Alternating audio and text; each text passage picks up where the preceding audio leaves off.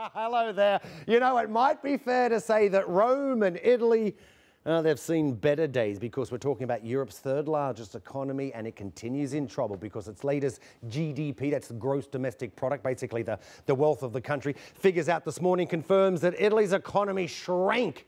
Continued to go backwards, 0.1% in that 3-month period. The third quarter certainly raising questions over whether this man right here, Prime Minister Matteo Renzi, can meet his promise, to cut spending whilst boosting growth and halting the rise in unemployment. You may remember, because just after Prime Minister Renzi took office in February, the government was predicting, they said back then, yeah, we're going to grow by nearly 1% this year.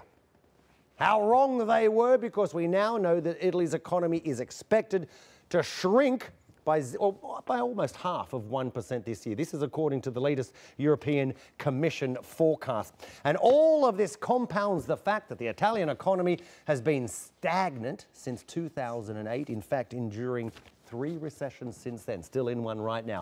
Professor John Wyse is based at the European School of Economics in Rome, but today he joins us from our studio in Sheffield. John, great to have you on the program. Boy, you know, we're close to 3.5 years in recession at the moment. It makes you wonder, when do you start calling it a depression? But Italy, I mean, this is a chronic illness, isn't it? Yeah, it is. Unfortunately, you cannot get an economy back on its feet without pumping money into the economy. And I think this is something that is one of the hard facts. You cannot demand a number of measures that restrict spending and at the same time expect that the economy is going to take off. And this is a big challenge for Renzi and for anybody who will be at the power in his sitting on his chair. Yeah, and John, I guess you can't get an economy back up on its feet if you've got businesses and consumers who have no confidence in the government, they have no confidence in the economy, so that means businesses don't invest, and consumers, this is a big problem, is that consumers are not spending. Yeah, that's true. Consumers are not spending. They're kind of leery about spending their money because they don't know what's going to be happening. They've seen too many promises being made. And on the other hand, businesses want to see the light at the end of the tunnel. So I think they have to build confidence. And I think that the game that they're playing right now is hoping that by building up their reputation in terms of passing that stability law that they're now discussing in Congress, that this is going to build some credibility for the government, and this is something that the government is going to show to foreign investors and to the European authorities. So this is their bet right now.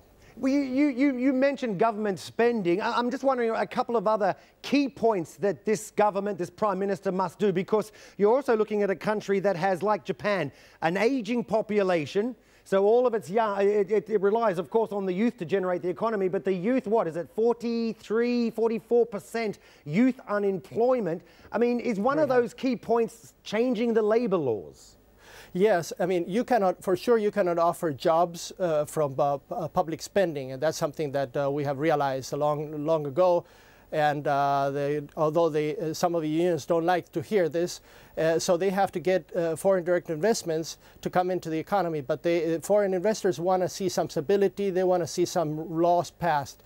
And this is, I think, right now, this is what everybody is waiting for, to figure out where is the economy headed, and is the government, do they have the strength to empower these changes?